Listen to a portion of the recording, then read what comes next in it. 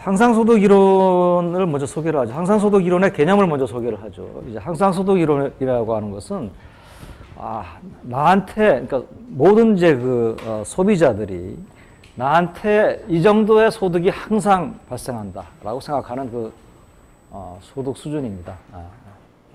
이 정도 뭐 소득은 항상 발생한다. 그러면 이제 실제로는 내 소득이 일정하게 발생할 리는 없겠죠.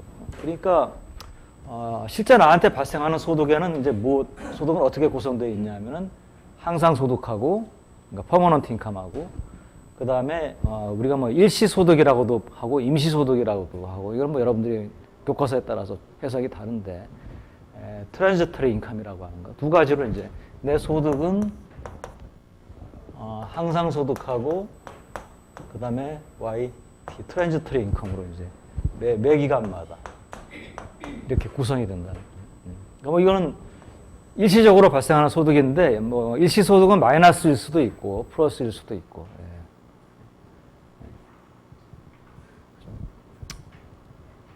그러면 이제 내 소비는 무엇에 의해서 결정이 되느냐?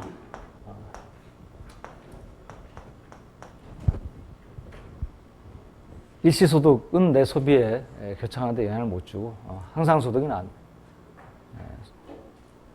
그러니까 소비는 항상소득에 의해서 결정이 된다.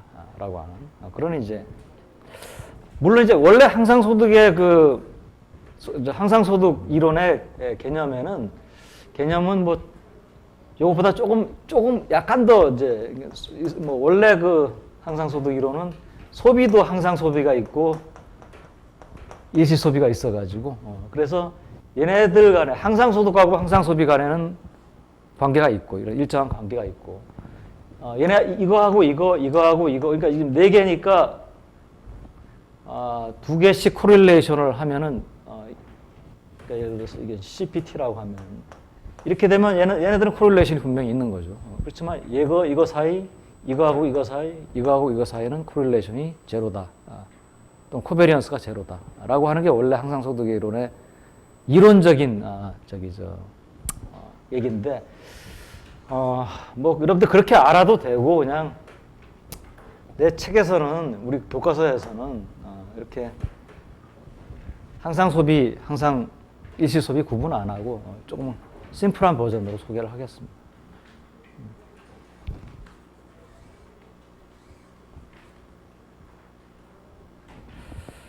자, 그럼 이제 우리가 항상소득인데, 이 항상소득 이론은 좀 여기 뭐, 파워포인트는 너무나 간단해요. 근데 일단 몇 가지만 항상소득 이론에 대해서 얘기를 하겠습니다.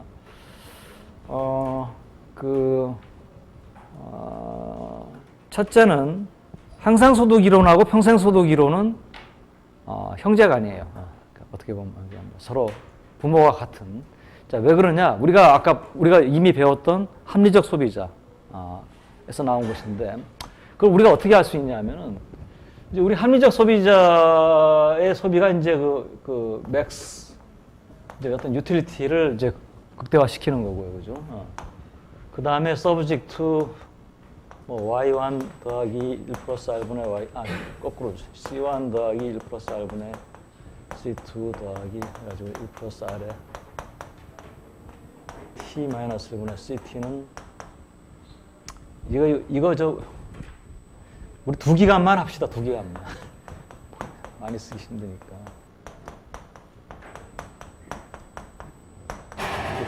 C1, C2. 이게 뭐 T기간이 되면은 쭉 여러분들 더 쓰면 되니까 2기간만 합시다. 자, 이게 이제 합리적 소비자의 문제였잖아요. 이때 우리가 평생 소득 이론에서는 이제 얘네들이 평생 소득이라는 거죠. 이거 자체가 평생 소득. 평생 소득을 이제 자기가 평생 동안의 소비에 이렇게 할당을 한다는 게 평생 소득이에요.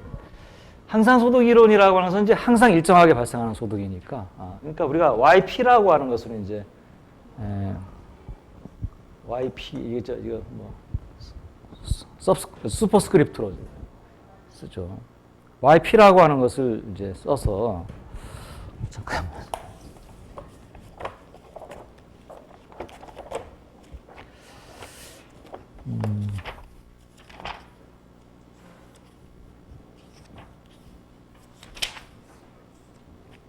네. YP라고 하는 것을 이제, 예. 그럼 이게 만약에 이제 항상소득이라면은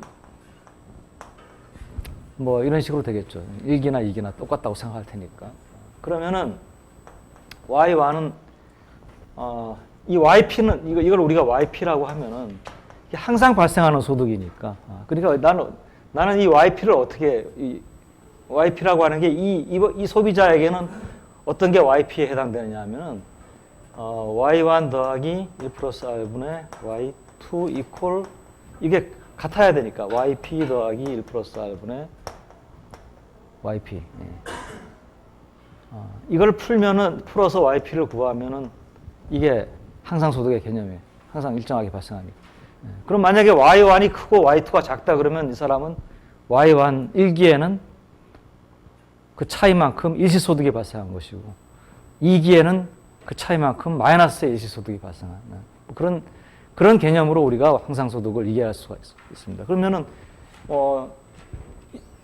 이렇게 이게 이 사람의 평생이라고 할 때 이게 이 사람의 평생소득이라고 한다면은 항상소득이라고 하는 것은 이제 이 항상 일정하게 발생하는 소득이니까 그러니까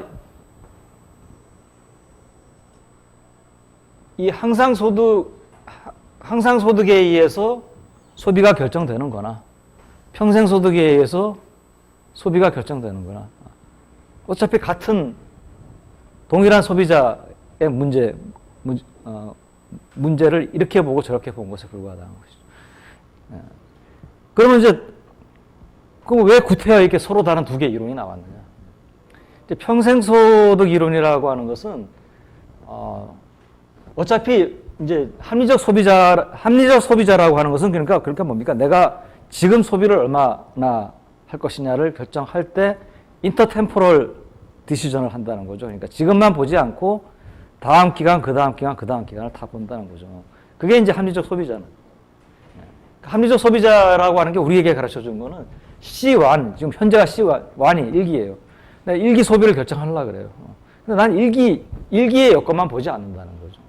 2기, 3기, 4기 본다는 거죠. 그게 이제 내 평생이 되잖아. 평생소득 이론에서는. 근데 평생소득 이론은 뭐냐면은 근데 평생 동안에 소득이 일정하게 발생하는 게 아니고 그러니까 유소년기에는 적고 청장년기에는 많고 노년기에는 다시 작아지고 그러니까 이렇게 생애 주기에 따라서 이 소득 발생의 패턴이 달라진다는 그 점을 강조를 하고 들어간 것입니다. 그러면 평생소득은 항상소득은 그럼 뭐냐? 어차피 항상소득도 비슷한 뿌리에서 출발한 것인데 항상소득은 어디에다가 초점을 두냐면 사람들이 자신의 항상소득을 어떻게 계산하느냐. 내 항상소득이라고 하는 것이 얼마쯤 될 것이다.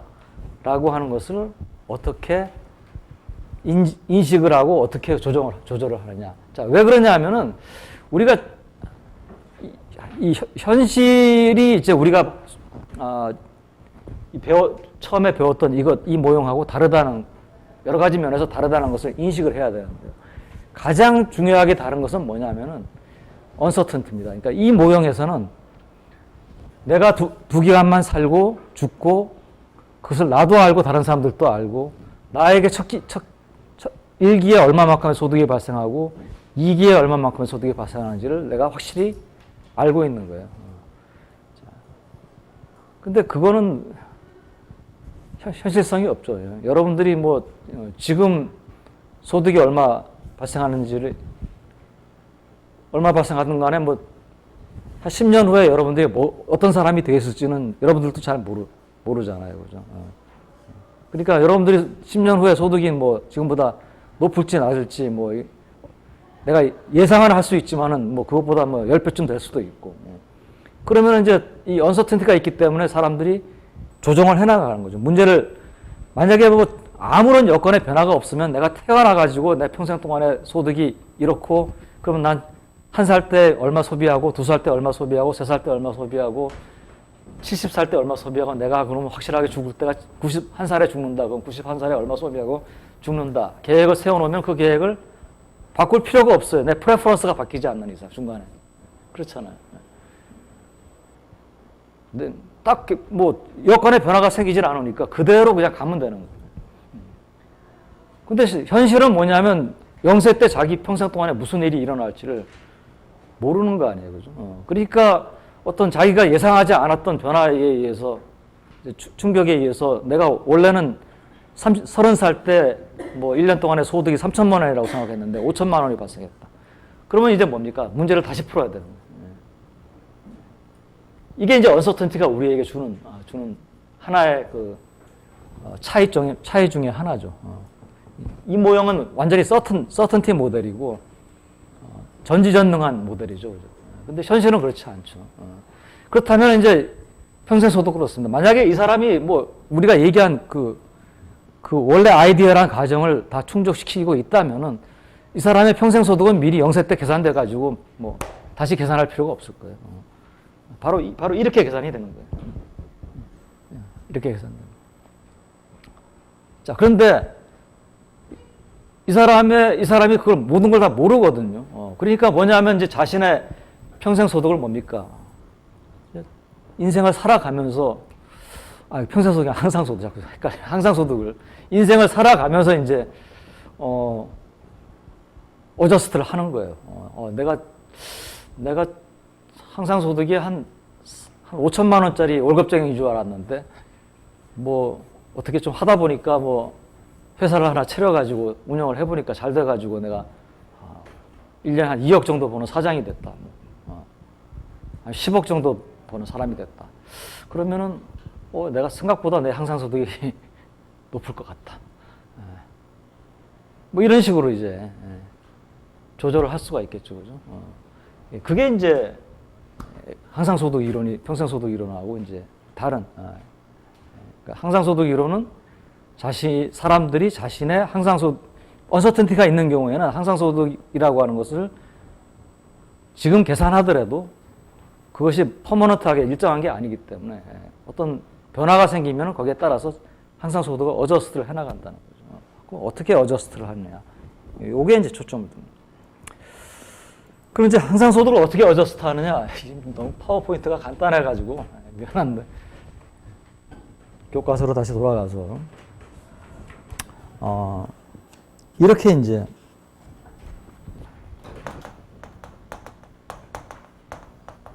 항상소득의 추정인데요. 나름대로 예측을 해야겠죠. 그러면 이제 이게 YTP라고 하는 것을 T기의 사람들이 어떤 소비자가 자신의 항상소득이 얼마다라고 하는 것을 예측한 값이라고 합시다. T기의 자신의 항상소득, 그러니까 T기의 자신의 항상소득을 이만큼 예측했다는 것은 T기 이후에는 이 값이 계속 이제 간다고 생각을 하는 거죠. 이게 이 시기 이후는 나머지 여생 동안 이게 내 항상소득이다. 자, 근데 이걸 어떻게 계산하느냐 하면은 원래 이제 T-1기에 자기가 생각했던 항상소득이 있겠죠. 그죠? 그것을 YT-1의 P라고 하면은 이거를 이제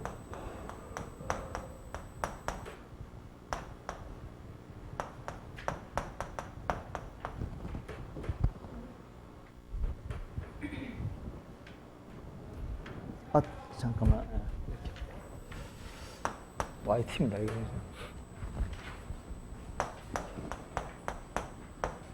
뭐, 이렇게 이제.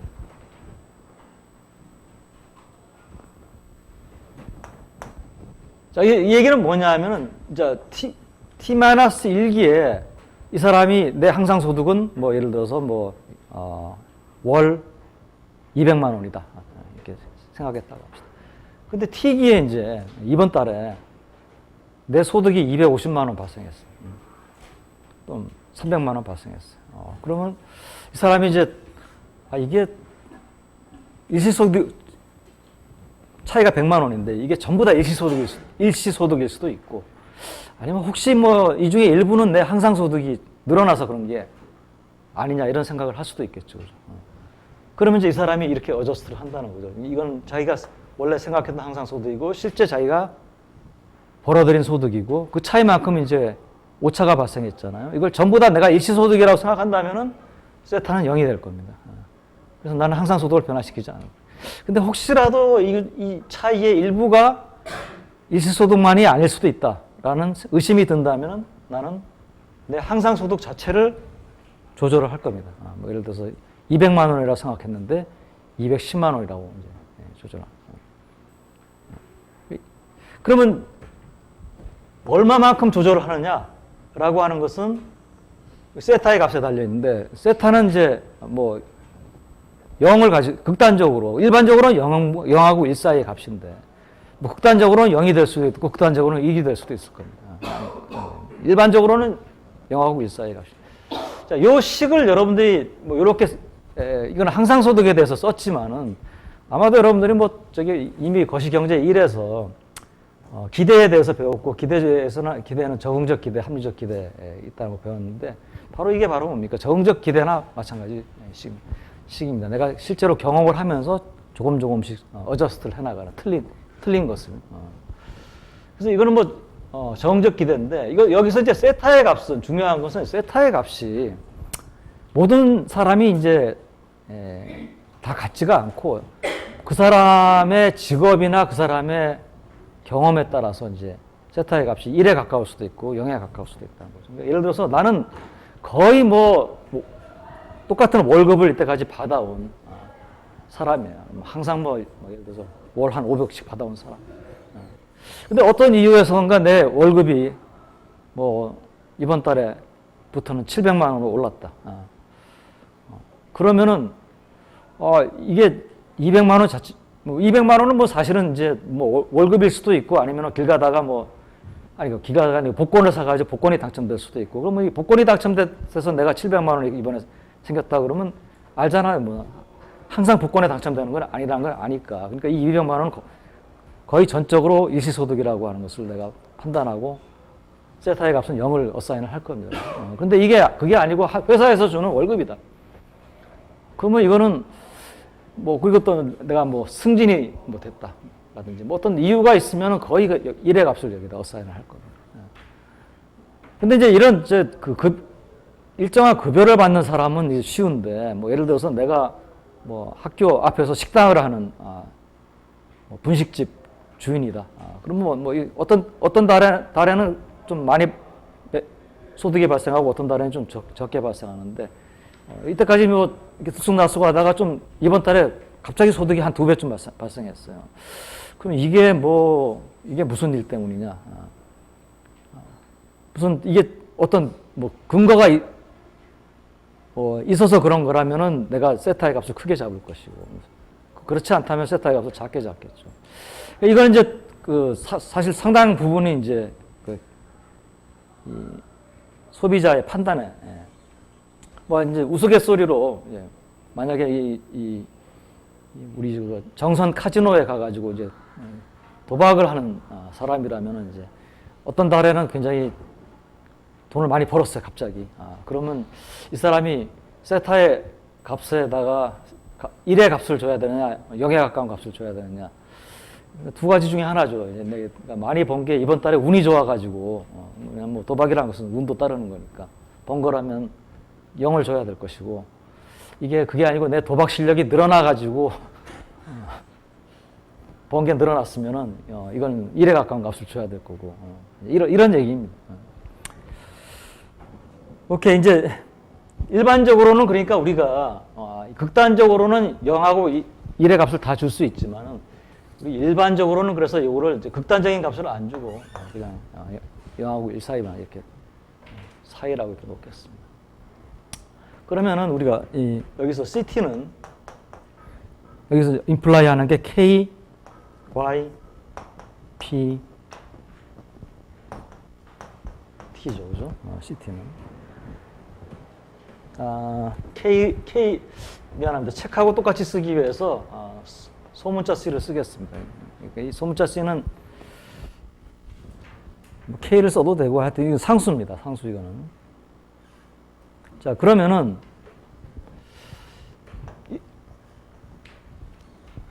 이제 이걸 가지고 우리가 뭘 하려고 하냐면은, 항상 이제 어떤 이론, 그러니까 뭐 이거는 뭐 이론이라고 얘기할 수도 있고 이제 가설이라고 얘기할 수 있는데, 가설 단계에서 이 가설은 왜 만드는 겁니까? 현상을 설명하기 위해서 만드는 거거든요. 그러니까 학문은 항상 이제 현상을 사람들이 경험하고 관찰을 하는데 거기서 몇 가지 어떤 패턴이 있어요. 그럼 그 패턴을 설명을 하고 싶어요. 경제적으로. 그래서 이제 가설이 나오는 것이고. 그러면 그 가설이 얼마나 뭐 정확하냐, 얼마나 좋으냐라고 하는 거지. 그 가설이 이론이라고 불릴 수 있는 가치가 있느냐, 자격이 있느냐는 그 가설이 뭡니까? 우리가 관찰해서 갖고 있는 그 어떤 특성이나 패턴을 그 가설이 잘 설명을 해주면은, 그러면 이제 이론이라고 일반적으로 사람들이 받아들이게 되는 거죠, 학자들이. 그래서 우리가 항상소득 이론도 지난 시간에 우리가 평생소득 이론이 케인즈의 절대소득 이론에 대한 처음에 제기됐던 세 가지 검증, 횡단면 자료, 단기 시계열 자료, 장기 시계열 자료, 그리고 이제 또 하나 추가적으로 2차 세계대전 이후의 소비붐, 이거를 얼마나 잘 설명을 해주느냐를 한번 봤는데, 똑같이 항상소득 이론도 그것을 얼마나 잘 설명해 주는지를 보겠습니다. 그래서 먼저 시계열 자료를 보겠습니다. 그래서 시계열 자료를 보기 위해서 우리가 여기서 APC는 어떻게 되죠? YT분의 CT죠. 이 YT는 이제 항상이 아니고 실제 소득이죠. 근데 CT는 다시 이렇게 결정이 된다 그랬으니까 C에 YT에 YTP입니다. 그죠?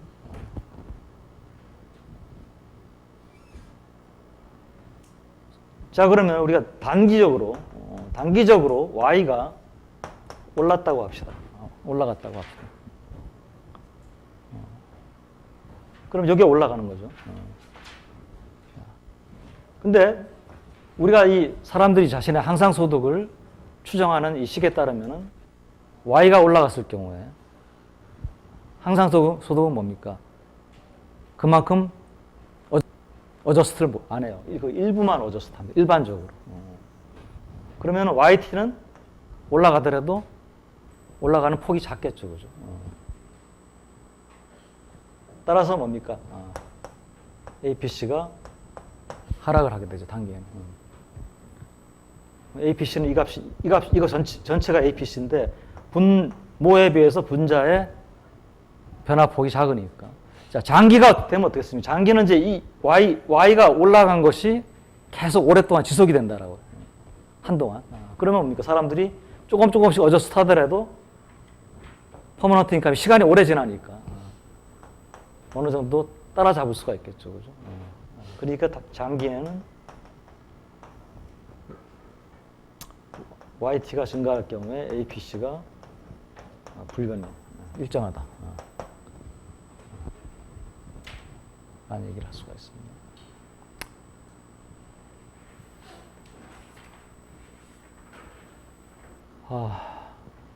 그 소비붐에 대해서는 뭐 항상소득 이론 가지고 특별히 뭐 얘기를 좀 하기가 그렇고, 이제 저것만 얘기를 하겠습니다. 횡단면 자료. 소비붐은 뭐 별로 우리가 그렇게 중요하게 생각지 않는 그런 에비던스고요. 그리고 세 가지 에비던스가 굉장히 중요한, 그러니까 검증이거든요. 횡단면 자료, 단기 시계열 자료, 장기 시계열 자료. 횡단면 자료가 좀 까다로워요. 항상. 그래서 횡단면 자료 좀 설명하겠습니다. 자, 횡단면 자료는 여러분들이 알듯이 지난 시간에 봤듯이 뭡니까? 전체 이제 샘플을 뽑아가지고 샘플을 예를 들어서 뭐 한 10개 정도 그룹으로 이렇게 나눴을 때 이제 개개인마다 비교해서는 Y가 높다고 해서 반드시 APC가 낮아지는 건 아닐 수도 있죠.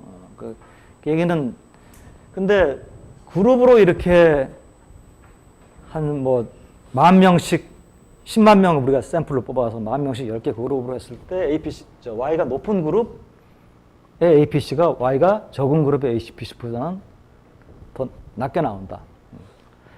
자, 그런데 이번에 이제 봅시다. 지금 예를 들어서 이 그룹을 생각해 봅시다. 이 그룹. 이 특정한 Y, 이 그룹이 한 세 번째 정도 그룹이라고 생각해 봅시다. 자, 이 그룹은 이 그룹에 속한 사람들, 그러니까 금년에 이제 표본을 뽑아가지고 이 그룹에 여러분들이 속했다고 합시다. 그럼 그 사람들이 이 사람들이라고 합시다. 그럼 이 사람들 중에는 그냥 일시소득은 거의 0이고 자신의 항상소득이 이 정도 수준이기 때문에 뽑힌 사람들이 분명히 있을 거예요. 근데 그런 사람들도 있지만은 이 사람들 중에는 어떤 사람도 있겠습니까? 항상소득은 더 높은데 금년에 좀 운이 안 좋아가지고 내가 소득이 좀 낮았는데 금년에 내가 우연히 샘플로 뽑혔어요. 그래서 나는 원래 내 항상소득은 이 정도 되는데 금년에 내가 일시소득이 마이너스이기 때문에, 왜냐하면 이 분류는 실제 소득을 가지고 분류를 하는 거니까 실제 관찰되는 소득, 여기에 속한 사람이. 반대로 또 반대인 사람도 있겠죠. 원래 항상소득이 여기보다 낮은데 금년에 내 일시소득이 좀 높아가지고 이 그룹으로 들어온 사람도 있을 겁니다. 분명히 여기서 온 사람도 있고 여기서 온 사람도 있어요. 이 사람들은 YT가 네거티브인 사람, 여기서는 YT가 포지티브인 사람들이에요. 그렇죠? 물론 그런 사람들은 자, 이거보다 Y가 낮은, 예를 들어서 이번에는 이 그룹을 생각해요. 이 그룹도 이쪽에서 온 사람이 있고 이쪽에서 온 사람도 있을 겁니다. 그렇죠? 그런데 우리가 이 사람들의 전체 항상소득의 분포가 예를 들어 이런 정규 분포를 가지고 있다고 합시다. 항상소득의 분포가. 그러면은 얘네들은 요 그룹은 요 정도의 항상소득에 해당되는 그룹이라고 합시다. 요 정도에. 얘네들은 요 정도라고, 요 정도라고 합시다. 요 정도. 요 정도의 Y라고 합시다. 그러면 요 그룹에는 여기서 온 사람도 있고 여기서 온 사람도 있어요. 여기서 온 사람들은 바로 옆에만 오는 게 아니고 여기서도 올 수 있고 일시소득이 여기서도 올 수도 있어요. 바로 옆에서 온다 하더라도 보세요. 오는 사람들의 숫자가 어떻게 되냐면 얘네들보다 소득이 높은 바로 옆에 있는 그룹은 이 정도밖에 안 돼요. 이 높이가 이 정규 분포가 이렇게 돼 있기 때문에 이 높이가 바로 이 정도의 소득을 가진 사람들의 숫자라, 인구의 비중이라고 보면 얼마 안 됩니다. 이거보다 낮은 소득을 가진 사람은 많아요. 그죠? 높죠, 이게. 그러니까 이 사람들이 플러스의 일시소득을 발생할 가능성이 하고 이 사람들이 마이너스의 일시소득이 발생할 가능성이 똑같다라고 한다면 이쪽에서 이쪽으로 온 사람이 많습니까? 아니면 이쪽에서 이쪽으로 온 사람이 많겠습니까? 이 그룹에는. 이 사람들이 많죠. 왜냐하면 인구가 이쪽 훨씬 많으니까. 반대로 이 사람 생각해 봅시다. 근데 지금 이거는 바로 옆에를 따지면 이게 좀 이상해지는데, 그러니까 생각을 해보면 이 사람들보다 뭡니까, 지금 우리가 이 높이가 중요한 게 아니고 이게 연속 분포기 때문에 이제 면적이 중요하잖아요. 이거. 이 소득에 비해서 소득이 낮은 사람들은 굉장히 많죠. 그죠? 이 사람들은 다, 물론 이 사람보다는 이 사람이 일시소득이 높아야 되지만 이 그룹으로 올 수 있는 가능성이 있는 사람들인데 인구들이 굉장히 많아요. 이거. 이쪽보다 오른쪽은 면적이 작으니까 그만큼 뭡니까? 이 그룹에 비해서 이 그룹은 안까지 이쪽으로 올 수 있는 일시소득이 마이너스가 돼서 이쪽으로 올 수 있는 사람들은 훨씬 숫자가 적어요. 그러니까 그 얘기는 뭐냐면 아까 같은 얘기인데 이쪽 사람들보다 이쪽 사람들의 숫자가 훨씬 이 그룹에는 많다는 거죠. 자, 반대로 이제 소득이 낮은 그룹을 생각해 봅시다. 이 소득이 낮은 그룹은 이거보다 이 그룹보다 소득이 더 낮은 사람들이 적어요. 누구보다? 얘네들보다. 절대적으로 적고 많은 게 아니고 이 그룹에 비해서. 이 그룹은 여기보다 소득이 낮은 사람이 굉장히 많잖아요. 이건 적잖아요. 반면에 얘네들보다 소득이 높은 사람이 많잖아요. 그러니까 이 그룹은, 이쪽에 있는 그룹은 YT가 플러스여서 이쪽으로 온 사람들이 있고 YT가 마이너스여서 이쪽으로 온 사람들이 있는데 얘네들보다 소득이 낮은 이 그룹은 이쪽 사람들이 더 많아요. 그렇죠. 자, 그런데 그러면 자, 우리 APC를 봅시다. APC는 YT분의 CYTP인데, 그렇죠. 그러면,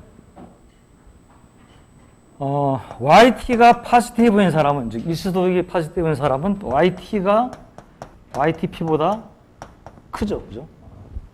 그렇죠. 그러면 이 사람들은 APC가 C보다 작겠죠. 그죠? 이 C보다. 왜냐면 이게 이거보다 크니까. 그죠? 낮은 APC. 그러니까 일시소득이, 자신의 일시소득이 플러스인 사람은 소비는 항상 소득에 의해서 결정되니까. 근데 평균 소비 성향은 실제 소득 가지고 우리가 계산을 하는 거거든요. 그죠? 그러니까 APC는 낮아지게 되어 있습니다. 그렇죠? 반면에 금년에 내가 일시소득이 마이너스에 있던 사람은 원래 항상 소득이 높은 사람이니까 소비 수준이 높아요. 소비 수준은 높아가지고 소비는 많이 하는데 금년에 우연히 내가 소득은 줄었어요. 소득이 줄었다고 내가 소비를 줄이는 게 아니거든요. 여기 항상 소득에 따르면. 그러니까 이 사람은 YT는 YTP보다 작고 따라서 뭡니까? APC는 C보다 큽니다. 그죠? 스몰 c, 이거, 스몰 c 여기. 아까 우리가 K라고 했던 거. 자, 그러니까 이 얘기는 뭐냐면은 이 사람들은 평균 소비 성향이 작은 사람들이고, 그죠?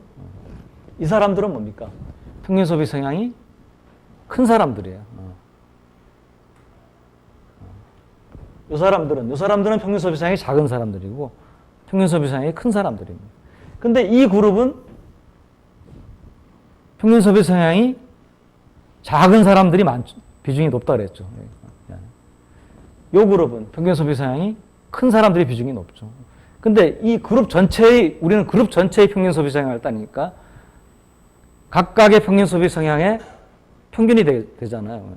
근데 평균 소비 성향이 낮은 사람들의 가중치가 높으니까 여기는 그룹 전체의 평균 소비 성향이 낮게 나오겠죠.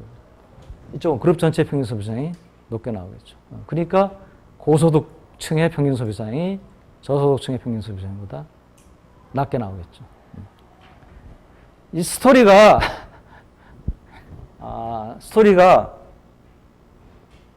좀 길고 좀 복잡하지만은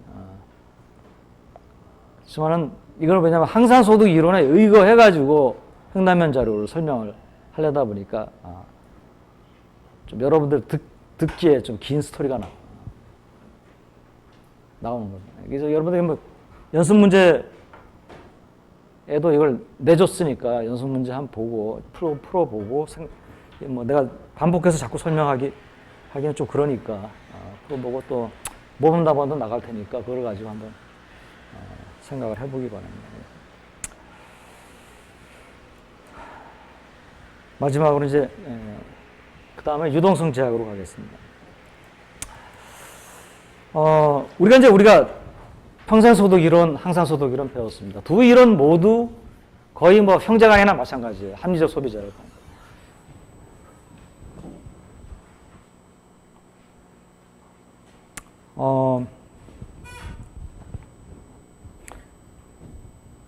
근데 시간이 흐름에 따라서 지금 우리가 배운 이 항상소득 이론의 평생소득 이론은 어느 정도 소비 이론에 대한 검증을 통과를 했어요. 그러니까 평단면 자료, 단기 시계열 자료, 장기 시계열 자료. 자, 그럼 이제 그게까진 좋은데 시간이 흐름에 따라서 얘네들을 테스트할 수 있는 또 새로운 경험들이 관찰되기 시작했습니다. 새로운 이제 테스트가 또 나왔어요. 그 새로운 테스트가 뭐냐면 이제 이걸 우리가 이제 평생소득 이론은 좀 뒤로 밀어놓고 항상소득 이론 가지고만 얘기를 하겠습니다.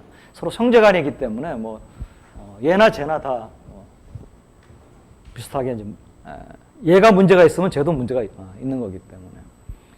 요거는 이제 그 로버트 홀이라고 하는 이제 사람이 내놓은 이제 일종의 이제 테스트인데요.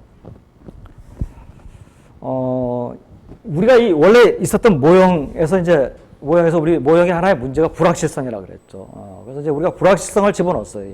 홀 이제 모형에다가 이 불확실성을 집어넣었을 경우에 만약에 그러니까 그 불확실성이라고 하는 것은 이제 여러분들에게 이제 감만 좀 주기 위해서 두 기간이라고 한다면은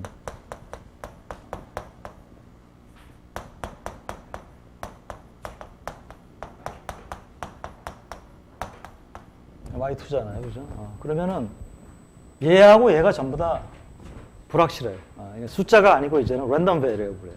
어떤 확률적으로 어떤 여러 가지 값을 가질 수 있는. 그러면은 이 문제는 어떻게 변해야 되냐면은 C1, C2가 내가 지금 이제 계획을 하는데 Y1은 나한테 주어져 있다고 해도 돼요, 현재니까. 근데 Y2가 만약에 불확실하다면은 C2도 뭡니까? 불확실할 수밖에 없어요. 그러니까 예를 들어서 내가 지금 아이스크림 장사를 하는데 날이 더우면은 내가 소득이 높고 날이 추우면 소득이 낮다. 그런데 이기가 돼가지고 날이 예를 들어서 더웠다. 그럼 내가 소득이 높아지잖아요. 근데 내가 일기 때 날이 더울지 추울지는 몰라요. 일기 때는 뭡니까? 날이 추울 가능성도 50%, 더울 가능성도 50%. 그 평균 소비에 따라서 내가 소득에 따라서 소비를 할 텐데, 이기가 돼서 실제로 날이 더웠다라는 게 밝혀지면은 뭡니까? 내 소득이 높아지잖아요. 예상보다. 그러면 내 소비도 뭡니까? 높아질 수밖에 없어요. 그러니까 이기의 소비는 뭡니까? 똑같아요. 날씨가 좋으면 많이 하고, 날씨가 나쁘면 적게 하고, 그런 소비 계획을 세울 수밖에 없습니다. 그러니까 이게 만약에 모든 게 확실하다면 난 1기 때 100만 원 소비하고 2기 때는 150만 원 소비하고 딱 이렇게 소비가 숫자로 나오는데, 불확실하다면 어떻게 나오겠습니까? 2기 때 날씨가 좋으면 200만 원 소비하고 날씨가 나쁘면 100만 원 소비하고, 이런 식으로 아이스크림 장사 같은 경우. 이런 식으로 이제 소비 계획이 나오게 되거든요. 그러면은 그럴 경우에 우리 문제가 어떻게 바뀌느냐. 여러분도 미시경제학 통해서 알고 기대효용이라고 그러죠. 기대효용을 극대화시키는. 소비자는 기대효용을 극대화시키는 쪽으로. 그래서 문제가 이렇게 바뀝니다. 맥스. 그리고는 사실 이때 C1, C2인데 C2는 어떤 값이 아니고 계획이에요. 플랜이에요. 날씨가 좋으면 얼마, 날씨가 나쁘면 얼마. 이런 식으로. 그래서 이런 식의 이제 문제를 세우게 되는데, 이거는 여러분들이 너무, 이런 불확실성의 이론을 아직 진도가 안 나갔으면 너무 지금 이해하려고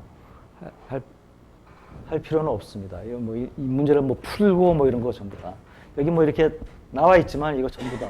또 만약에 이제 소비자가 이와 같은 Y2에 대한 분포에 대한, 그러니까 아이스크림 장사가 내가 얼마나 벌 수 있느냐에 대한 그것을 합리적으로 내가 예측을 한다면 이것도 이제 합리적인 기대치.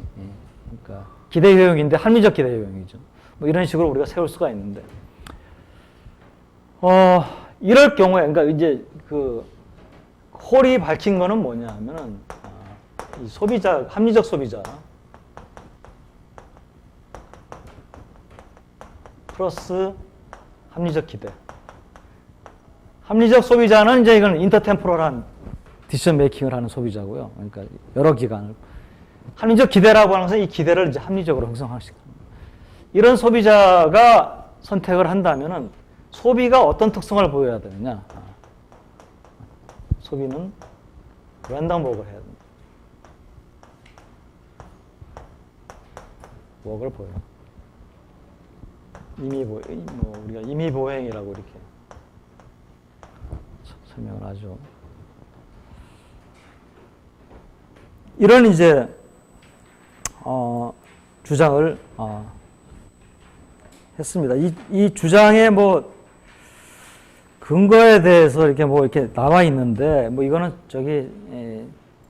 좀 너무 수식도 좀 제시가 되어 있고 부록에는 그렇지만은 이거 그까지는 여러분들에게 요구를 안 하겠습니다. 이거는 좀 약간 어드밴스된 주제이기 때문에, 안 그래도 거시경제 2가 조금 내용이 어렵기 때문에 너무 많은 걸 이제 안 하고 뭐 좀 빼고 너무 좀 어려운 내용들은 임의 보행이라고 하는 것은 이제 결국 뭐냐면은 CT 플러스 1은 이런 거예요. CT 더하기 뭐 ET인데 이 ET라고 하는 것이 이제 IID고 IID는 뭐 여러분들 통계학에서 배웠죠.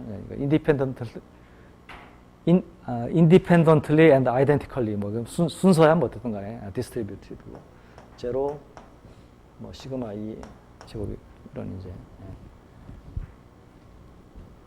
만약에 이제 이 소비가 이와 같은 과정을 거친다면은 내가 현재 가지고 있는 정보 가지고 미래 소비가 얼마인지를 내가 예측하려고 할 때 가장 합리적 기대치가 뭡니까?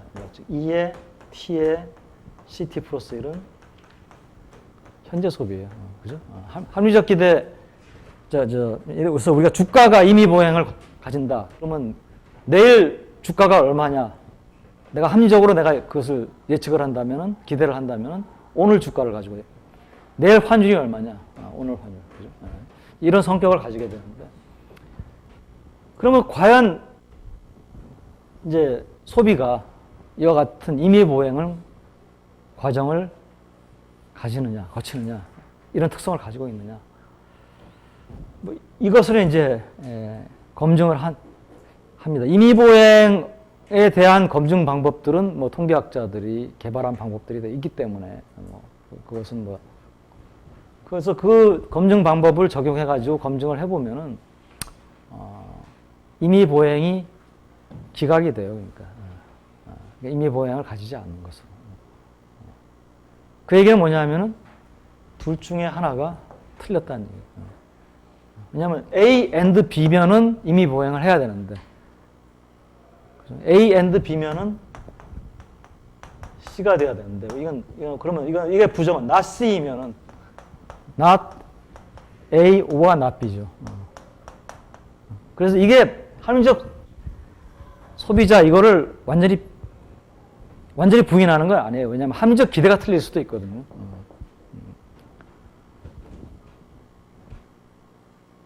이게 참 그 경제학이 참 그 진짜 실증 분석이 어려운 게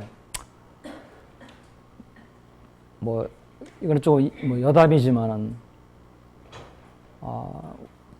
우리의 거의 모든 의사결정은 미래에 대한 예측을 하에서 의사결정을 합니다. 미래에 대한 합리적이라면 그렇잖아요.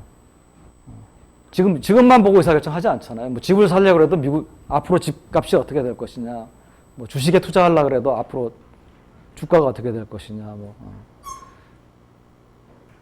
그러면 모형을 세우고 검증을 하는 사람은 사람들의 기대치가 어떻게 얼마인지를 가지고 검증을 해야 되는데 여러분들 뭐 이거 머릿속을 하나하나 다 까가지고 보지 않는 이상 여러분들이 미래를 어떻게 예측하는지 어떻게 알아요.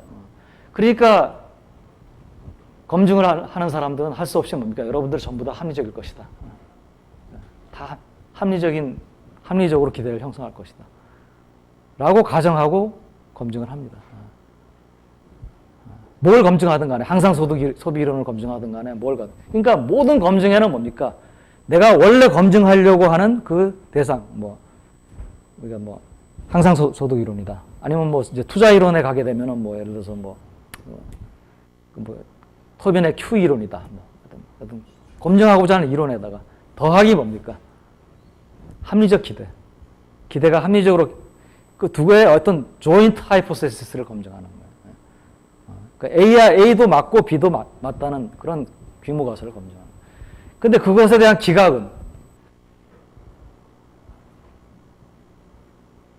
A and B를 기각하는 거는 뭡니까? not A or not B잖아요.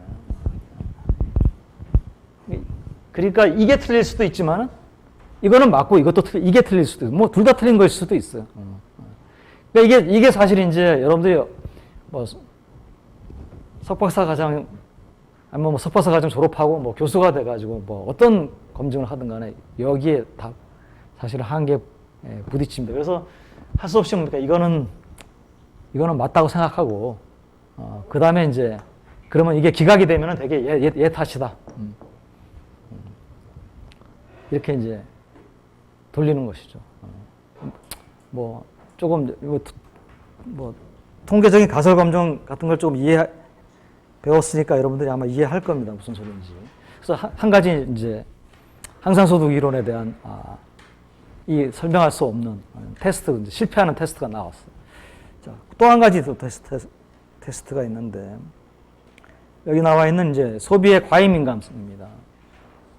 이건 이제 그 플라빈이라고 한 사람이 내놓은 그 또 하나의 테스트인데요.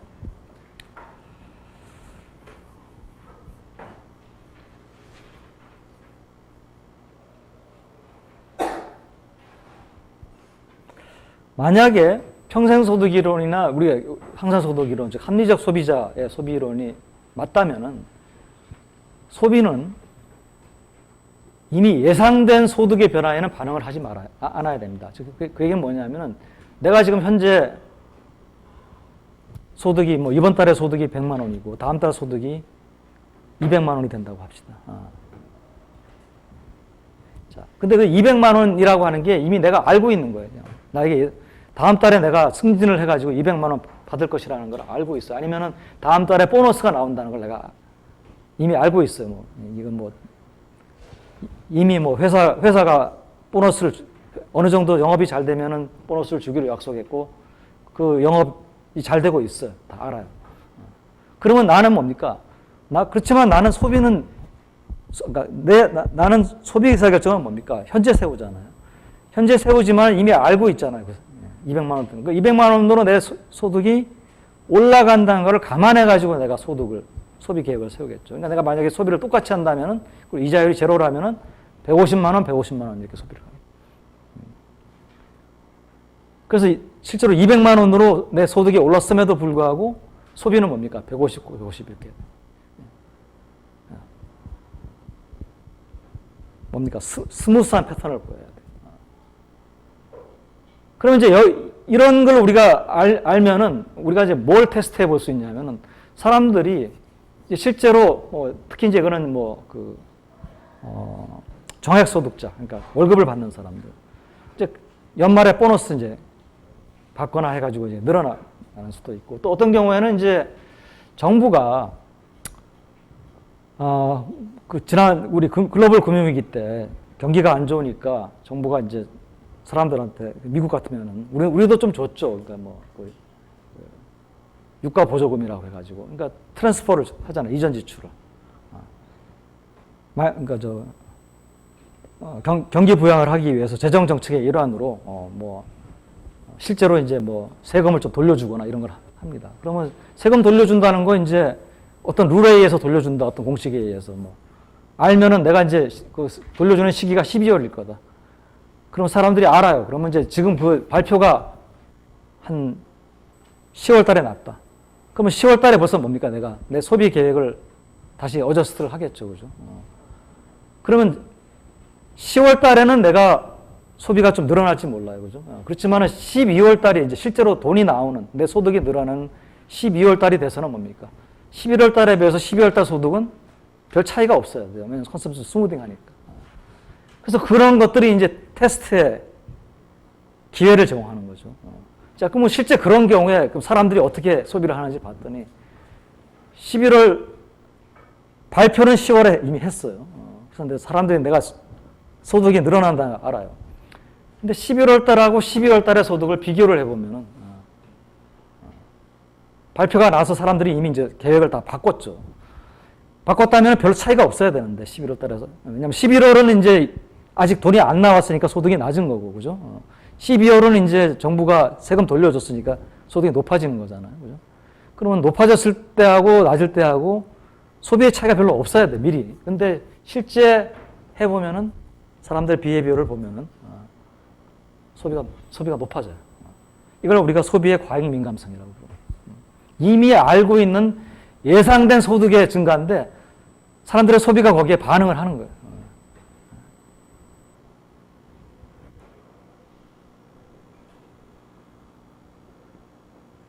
또 캠벨 디트는 또 과잉 둔감성이라고 하는 것도 얘기를 합니다. 요거는 이거 다 설명하기가 좀 그렇기 때문에 뭐 광이 민감성도 있고 광이 둔감성도 있다 이렇게. 그래서 이런 테스트들이 이제 이것만이 아니고 테스트가 자꾸 나옵니다. 그래서 내 생각에 여러분들은 테스트로서 여러분들이 그래도 이 중에서 가장 유명한 테스트가 홀의 랜덤워크 테스트하고 플라이빈의 광이 민감성 테스트입니다. 그래서 이 두 가지만이라도 여러분들이 뭐 내 설명 정도 알고 있으면은 뭐 내 생각에는 학부생으로서는 굉장히 충분히 알고 있다고 생각을 하고요. 그래서 그 테스트를 통과를 못합니다. 항상소득 이론. 항상소득 이론이 통과 못한다는 건 평생소득 이론도 통과 못한다는 거랑 마찬가지예요. 자, 그러면은 이제 새로운 소비 이론이 필요하잖아요. 새로운 소비 이론. 이제 지금까지 우리가 알고 있는 모든 소비 이론들이 다 이제 원래 우리가 얘기했던 세 가지 테스트는 통과했는데 새로운 테스트들을 통과 못하는 것들이 나옵니다. 그래서 이제 요까지 와서 이제 학자들의 주장이 생각이 이제 두 가지로 이제 갈립니다. 하나는 뭐냐면은 합리적 소비자가 합리적이 아니다. 우리가 생각하는 것만큼 소비자 합리적 아니다.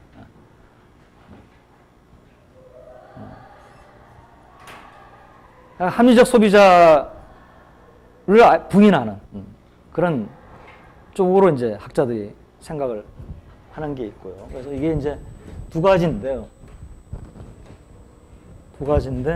한 가지는 두 가지 해석인데, 한 가지는 이제 합리적 소비자를 부인하는 거예요. 이게 마이오피아입니다. 마이오피아입니다. 이거는 근시적 소비 이론이죠. 근시안적 소비 이론.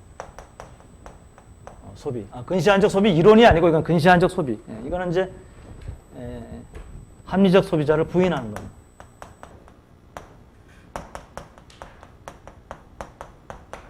부정하는 거예요. 그게 한쪽 방향이고 또 한쪽 방향은 그래도 소비자는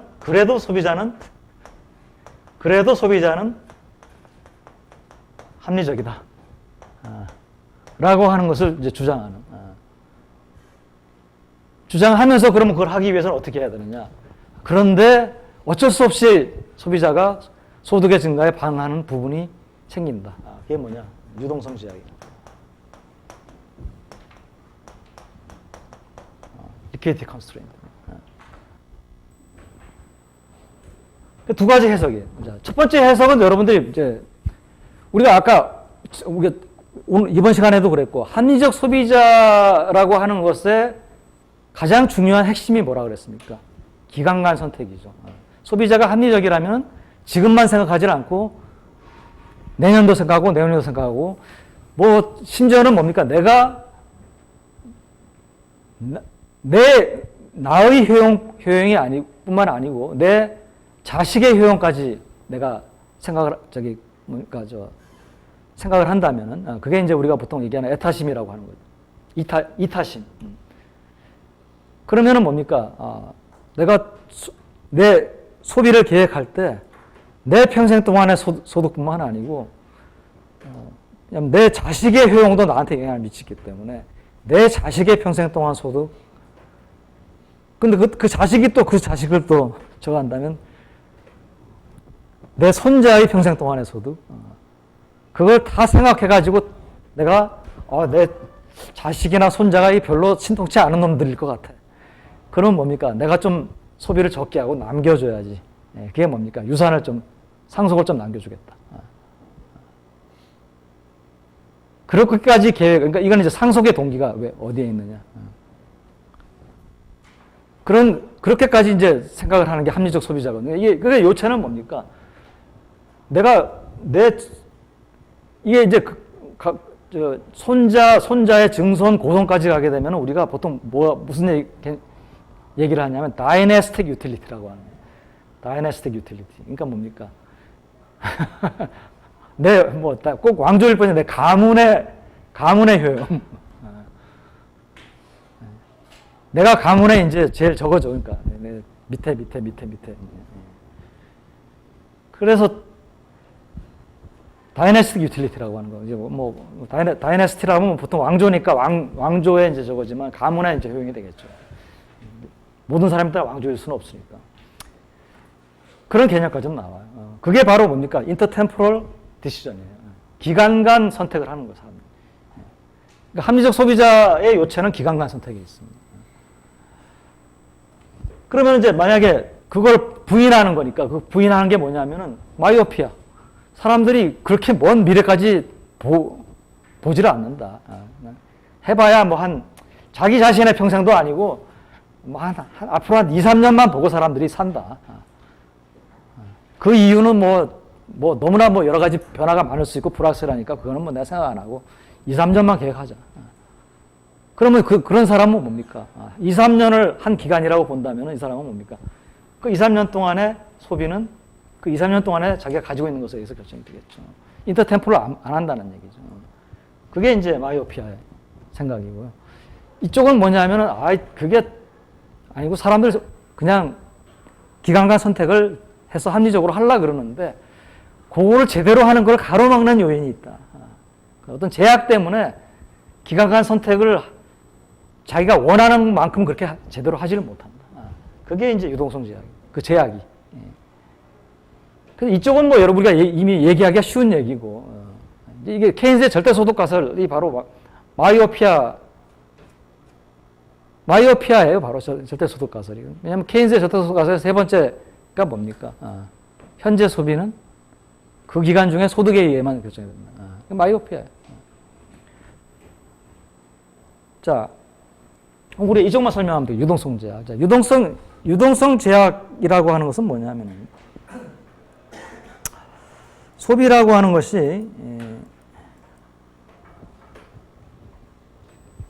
이 유동성 제약이라고 하는 게 있으면은, 그러니까 유동성 제약이라고 하는 것은 뭐냐면은, 현재 소비가 그 소비자가 현재 가지고 있는 유동성에 의해서 제약받는다.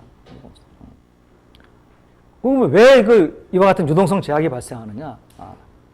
차입의 제약이 있으면 유동성이, 왜냐하면 내가 차입을 원하는 만큼 할 수 있다면 유동성 제약은 받지를 않을 겁니다. 왜냐하면 현금으로 은행에서 차입을 하면 되니까. 예금, 마이너스 통장이나. 그러니까 유동성 제약의 근거는 차입 제약입니다. 그러니까 두 개를 구분해야 됩니다. 유동성 제약하고 차입 제약은 다른 거예요. 좀 다른 개념입니다. 차입을 못하기 때문에 유동성 제약이 발생해요.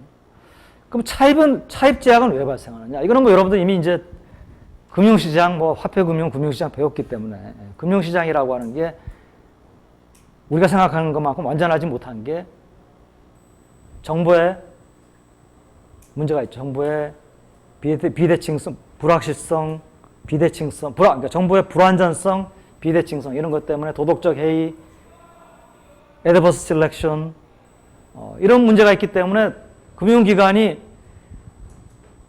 여러분들에게 돈을 빌려주는 데 있어서, 그러니까 만약에 그게 이와 같은 문제가 없다면은, 만약에 여러분들 같은 경우에 Y1보다 Y2가 훨씬 높아요, 여러분들. 이런 얘기를 여러분, 졸업하고 일자리 구하면은 당연히 돈 많이 벌겠죠. 근데 지금은 내가 좀 학생이라가지고 별로 소득이 없어요.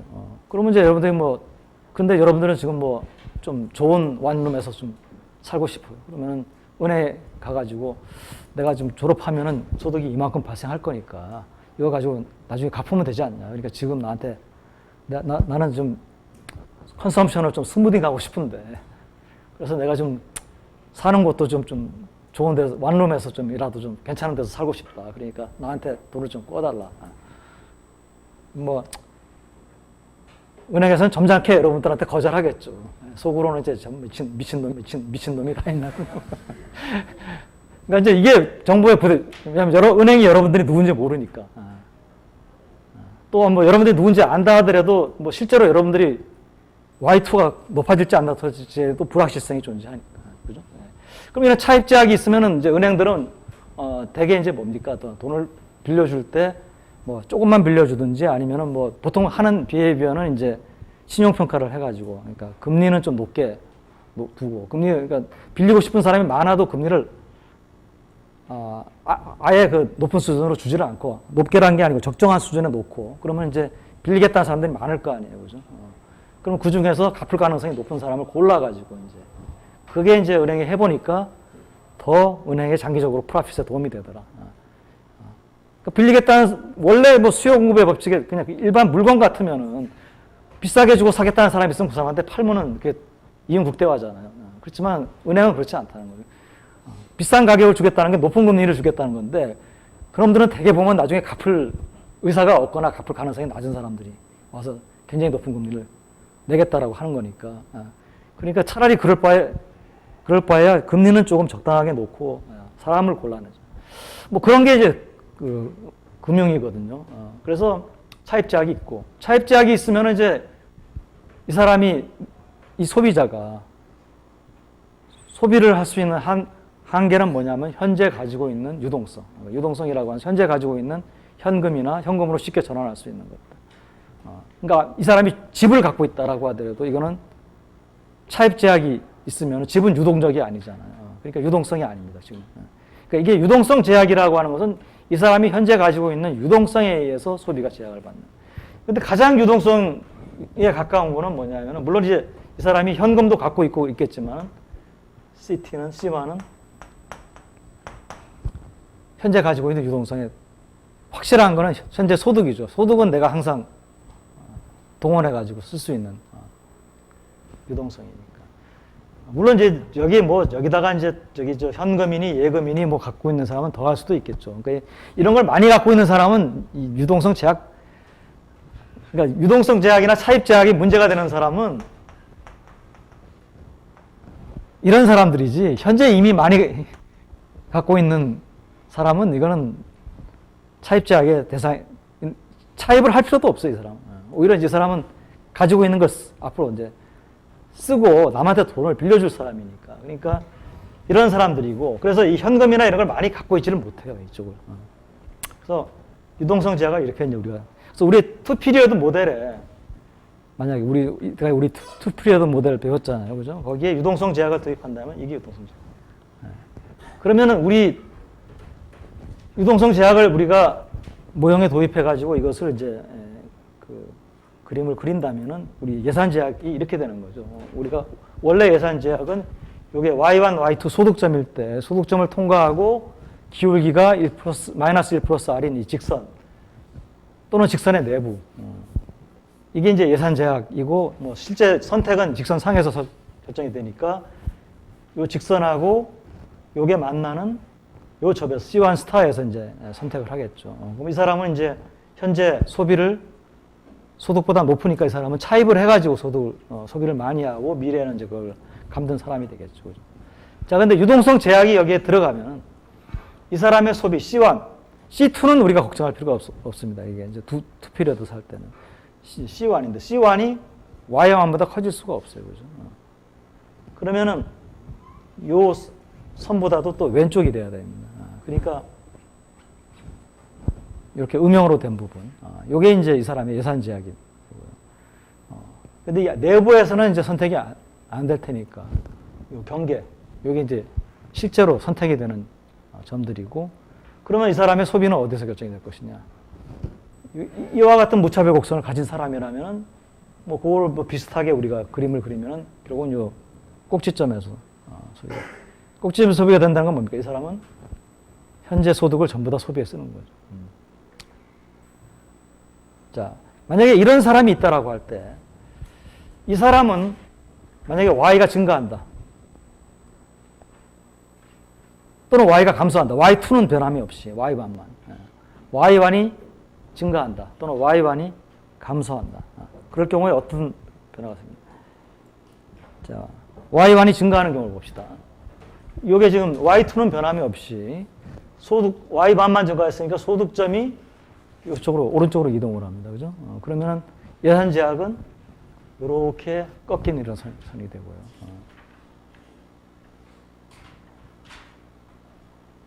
소득점 이동할 때 원래 예산 제약은 이렇게 이 선이 평행 이동하잖아요. 근데 하나 더 있잖아요. 유동성 제약이 있잖아요. 그러니까 유동성 제약까지 하면 이렇게 됩니다. 그러면 효용을 극대화시키는 점은 뭐냐면은 원래는 여기였는데 새로 효용을 극대화시키는 점은 이 점이 만약에 된다. 그럼 이 사람은 뭡니까? 소득이 증가한 것만큼 소비를 그대로 다 증가시켰어요. 그러니까 이 사람의 소비는 뭡니까? Y1에 굉장히 크게 의존을 하죠. 반면에 줄어들면 어떻게 됩니까? 줄어드는 경우도 마찬가지로 안 그래도 내가 더 소비하고 싶은데 이 만약에 줄어든다 그러면 이렇게 줄어들겠죠. 꼭지점이 되겠죠. 그러니까 이 사람의 소비는 또 Y1에 의존하게 됩니다. C1의 소비는. Y1이 줄면은 C1도 줄고 Y1이 늘면 C1도 늘고. 그러니까 이게 이제 뭐죠? 유동성 제약에서 현재 소비가 현재 소득에 의존하게 되는 그런 이유. 케인즈의 세 번째, 마치 그러니까 마이오피아처럼 사람이 행동, 현재 소비가 현재 소득이 늘면 소비 늘리고 마치 미래가 없는 사람처럼 행동을 하는데 그게 그 미래가 없는 사람이라도 그렇게 행동할 수 있지만 미래를 보는 사람도 유동성 제약이 있으면 어쩔 수 없이 그렇게 행동할 수 있다는 것이죠. 그게 이제 첫 번째고요. 이 두 번째는 뭐냐면 이게 이제 그 예상되는 미래 소득의 변화입니다. 두 번째는 지금 뭐냐면 현재 Y1이고요. 미래 소득이 Y2에서 Y2-로 이제 정부가 지금은 뭐 금년 상반기인데 자, 금년 하반기에 정부가 세금을 좀 돌려주겠다. 경기가 안 좋으니까. 뭐 추가 경정 예산의 일부를 여러분들에게 세금을 좀 돌려주는 데 쓰겠다. 그럼 여러분들 전부 다 소득이 늘어나잖아요. 그죠? 다 알아요. 자, 그런 경우에 유동성 제약이 만약에 없다면은 여러분들은 뭡니까? 요게 유동성 제약이 없다면은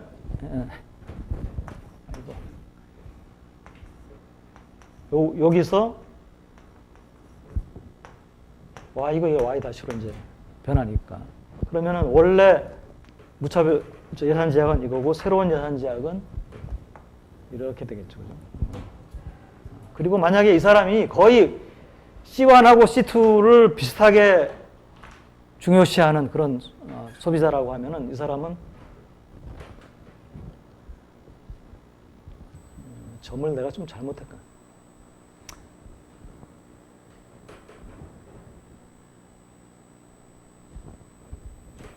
이 사람은 예를 들어서 이건 안 되는데 잠깐요. 여기서 택하게 해야 되니까 이렇게 합시다. 조금만 다시 그릴게요. 미안합니다. Y1이 작은 사람 좀 작아야 돼.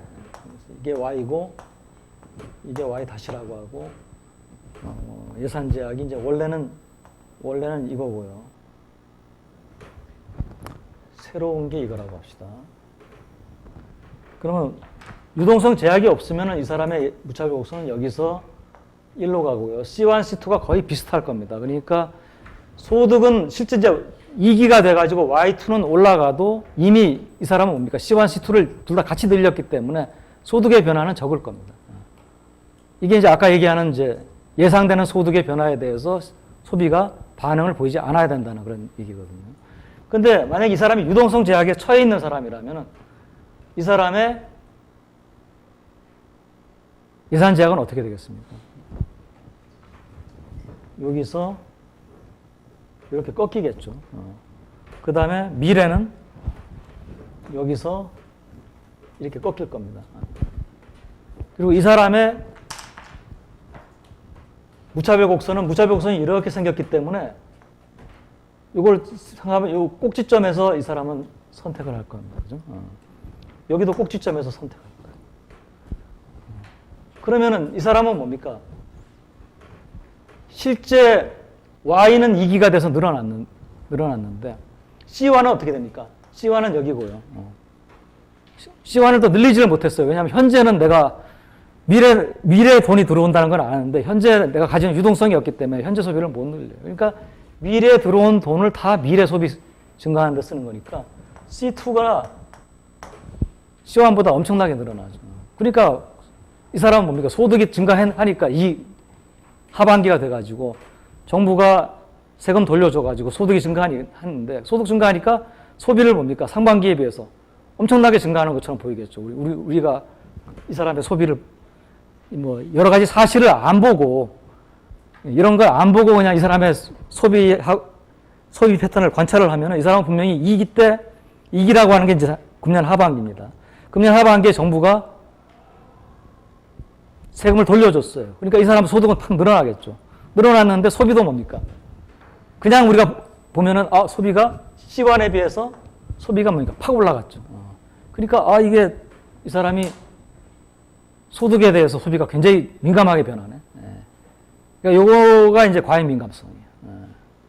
유동성 제약이 있으면 과잉 민감성을 우리가 설명할 수. 이 사람이 유동성 제약만 없더라면 합리적이었을, 행동할 수 있었을 사람이 유동성 제약으로 인해 가지고 우리가 관찰하기에는 굉장히 민감하게 반응하는 사람으로 관찰될 수 있다는 거. 이거 여러분들 연습 문제의 것이 이제 아마 책 뒤에 연습 문제도 있고 아마 여러분들이 내주는 연습 문제도 포함될 거예요. 요 정도가 이제 뭐 소비에 관해서는 사실 뭐 요거 하나만 가지고도 굉장히 재미있는 현상들이 많아요. 이제 시간이 좀 많이 됐기 때문에 그렇지만 한두 가지만 좀 이렇게 뭐 우리 다음 주에는 투자로 다음 시간에 가야 되기 때문에 우리가 생각하기에는 평생소득 이론에 따르면 뭡니까? 은퇴를 한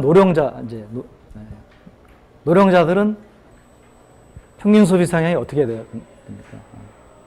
소비 성향이 올라가야 되죠. 왜냐하면 소득은 주는데 소비는 어떻게 평탄하게 하려고 하니까. 그러니까 또 어떻게 생각하면 마이너스에 저축을 해야 됩니다. 왜냐하면 이제 그 전에 소득이 있을 때 쫙 저축을 했다가 재산을 만들어 놨다가 이제 은퇴해가지고 소득이 없으면은 이제 재산을 까먹으면서 이제 실제로 우리가 뚜껑을 열고 보면은 노인들이 또 뭐 노인이라고 해가지고 노령자들도 평균 소비 성향이 낮아요. 굉장히 열심히 저축을 합니다. 이게 평생소득 이론이 그러면 틀린 거냐? 이 사람들은 왜 이렇게 열심히 저축을 하지?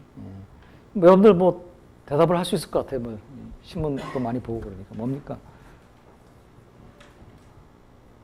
이 사람들이 자기가 오래 산다고 생각하면은 근로소득은 없더라도 은퇴한 다음에 자기한테 무슨 저축으로부터 소득이 뭐 퇴직연금이나 이렇게 들어오잖아요. 근데 원래 내가 이 계획을 세울 때는 사람들의 평균 수명이 한 80세예요. 80살, 나도 뭐 그 부분이면은 뭐 이 정도 소비 수준을 유지하면은 이 정도 내가 은퇴할 때 재산을 가지고 은퇴하고 이 정도 소비를 유지하면은 80세까지는 내가 이제 먹고 살 수 있겠구나. 운이 좋으면 더 살면은 뭐 조금 줄이고 뭐 되지. 근데 그게 아니고 지금 이 기대 수명이 그레주얼리 변하는 게 아니고 그냥 계속 늘어나고 있어요. 지금 보험회사에서 기대 수명 해가지고 생명보험표 같은 거 만들어 놓으면은 계속 틀리는 거예요. 계속 늘어나요. 그러니까 이게 뭡니까? 이게 언서턴티가 있는 거예요. 내가 몇 살까지 살 것이냐라는 게. 그게 언서턴하면은 어떻게 됩니까? 이게 이제 우리가 보통 얘기하는 롱제비티 리스크라는 거죠. 수명에 관련된 위험이죠. 내가 오래 산다. 내가 생각했던 것보다 오래 산다. 좋은 일인 것 같지만 뭐를 먹고 사느냐를 생각하면 좋은 일이 아닐 수도 있다는 거죠. 오래 살아야 되는데 먹을 게 별로 없고 그러면 비참하게 오래 살 거냐. 그러니까 뭡니까? 내가 70세, 75세 된 사람이라도 내가 혹시 100세 이상 왜냐면 100세 이상 사는 건 여러분들 때가 되면은 이건 노임이 될 가능성이 높거든요. 예외가 아니고. 그러면은 75세도 저축을 해야죠. 충분하지 않다면. 뭐 이런 거, 뭐 재밌는 거 한 가지만 더 얘기할까요? 우리가 지금은 이제 많은 사람들이 저축 수단으로서 금융자산이나 뭐 연금도 있지만 금융자산 이런 거 대차 거래가 이제 활발하고. 근데 이 금융시장이 지금처럼 이전에 발달되지 않았었거든요. 뭐 기원 후 뭐 한 5세기, 6세기, 아니면 기원 전을 생각해. 고조선 시대. 그러면 그때는 내가 일해서 벌 수 있는 건 젊을 때인데, 그럼 난 늙어서는 어떻게 먹고 살아? 어떻게 먹고 살아? 물론 뭐 가축이나 뭐 이런 데다가 저축을 좀 할 수 있겠지만은, 그때만 뭐 가축도 뭐 그렇게 반드시 뭐 오래 산다고 병들어 죽을 수도 있고, 재산권이라고 하는 건 그때 그렇게 잘 보장이 되지 않을 때고. 그러니까 가장 좋은 저축수단이 뭐? 자식이에요, 자식. 자식을 낳아서 걔네들이 내가 늙어서 힘이 없을 때도 되면 자식들이 그때는 또 청장년기가 되니까 일을 할 수 있잖아. 그러니까 재미있는 인류학을 보면 과거에는 이 자식을 낳아서 키운다는 게 좋은 저축수단이었어요. 뭐 그런 이거 들어가면 재미있는 것들이 많이 있어요.